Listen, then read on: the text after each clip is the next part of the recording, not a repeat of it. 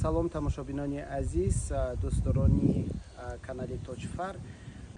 Инҷо мехостам чанд андешаи худро дар мавриди боздошти зодагони Тоҷикистон дар бастагӣ бо ҳамкорӣ бо созмони даҳшатафкании Доиш ба миён гузорам.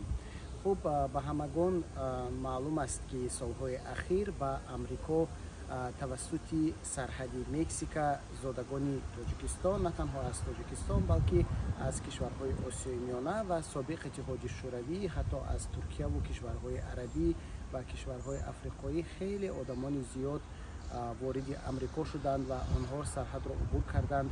Бахусус зодагони кишварҳои Осиёи Миёна ва собиқ Шӯравӣ баъд аз шурӯи ҷанг дар Украина теъдодашон хеле зиёд шуд ва онҳо бештар хуб ҳар нафаре ки тавассути сарҳади Мексико вориди Амрико мешавад, онҳо бо ҳадафҳои гуманитарӣ, яъне бо ҳадафҳои хайрхоҳона иҷозаи вуруд мегиранд ва баъдан онҳо бояд исбот кунанд ки зиндагиашон дар кишварашон дар хатар буд, яъне ба паноҳандагӣ месупоранд.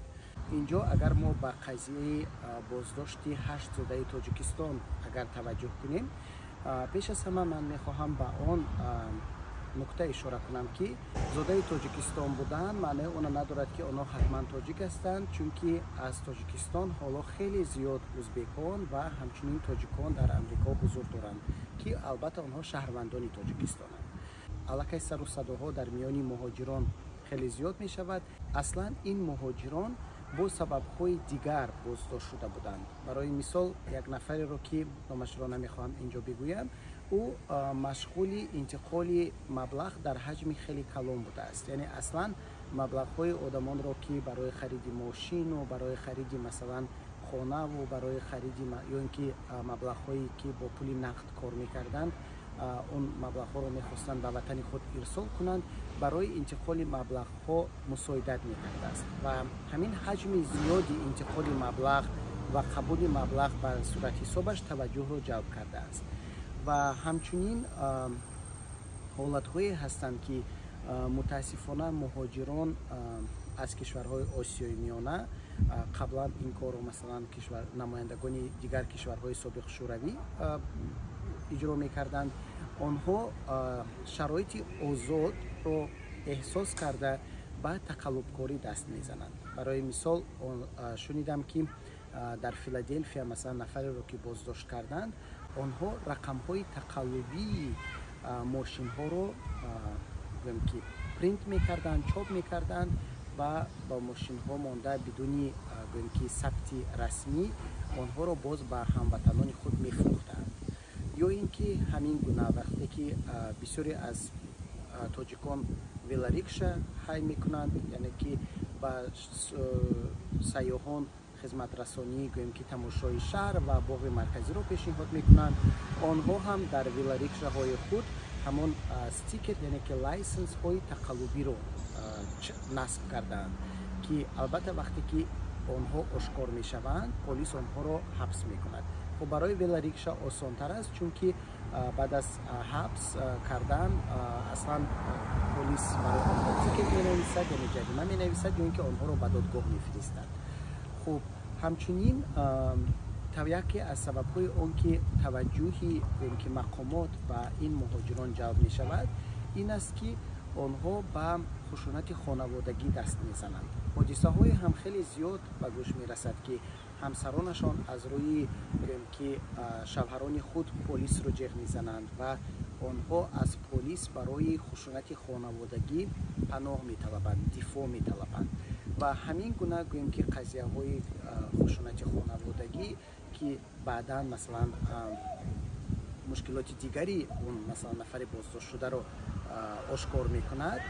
ва агар боз муруре кунем ба ҳодисаи боздошти 8 зодаи Тоҷикистон дар бастагӣ ба терроризм ва ҳамкорӣ бо Доиш, ба гумони ман он аст ки аз эҳтимол дур нест ин ҷавонон ба эҳсосот дода шуда бошанд, чунки ахиран дар миёни муҳоҷирон як гӯем ки эҳсоси як вақти вазъи бисёр ҳассос аст, бахусус марбут ба дин. он ҳодисаҳое ки дар غزه به وجود می آیند و در شبکه‌های اجتماعی مثلا نوارهای دلریش کننده کشتاری مثلا کودکان و زنان و مرده و همه مثلا همین وحشت جنگ رو که در شبکه‌های اجتماعی به نمایش گذاشته می شود، همین نوارها تا اندازه گوییم که یک فضای حساس رو و فضای بدبینی دینی رو در میان گوییم که مهاجران به وجود آورده است.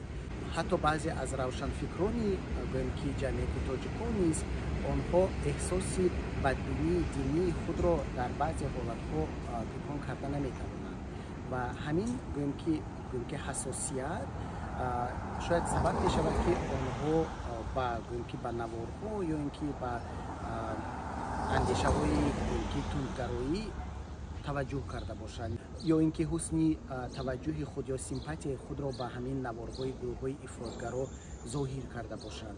خب این را البته تفتیشات معین می‌کند و به هر صورت من می‌خواهم به جمعیت تاجیکان و مهاجرانی که از تاجیکستان در امریکا هستند مراجعت کنم و بگویم که اول بسیار باعث خوشنودی است که تاجیکان در امریکا زندگی می‌کنند، چون که به فرق از روسیه اینجا کشوری واقعا بد نیست. در اینجا آزادی‌های انسان احترام گذاشته می شود. در اینجا مثلا از نگاه مالی شما می توانید که راه زندگیتون را پیدا کنید. کمک‌های اجتماعی هست که اگر که عائله‌های سرفرزند هستید می توانید مثلا از این کمک‌ها استفاده برید. در مجموع اگر قانون را نقض نکنید و به کسی بدیتون نرسد، هیچ کس به شما کاردار نیست. از این رو دعوت من از شما این است که از روی قانون زندگی کنید، قانون را نقض نکنید، سندهای مهاجرتی خود را فعال نگاه دارید. مهم این که وقتی که مهنت کرده اینقدر راه دور را طی کرده به امریکا آمدید، البته یگان امید و نیت داشتید و من آرزو میکنم که به آرزوهایتان برسید و به قدر همون زحمت‌هایی که کشیدید و تا به اینجا رسیدید به آن رسید و مهم است همه خودتون را احتیاط کنید. شما برای اهل خانواده، برای پدر و مادر و فرزندانتان خیلی مهمتر هستید.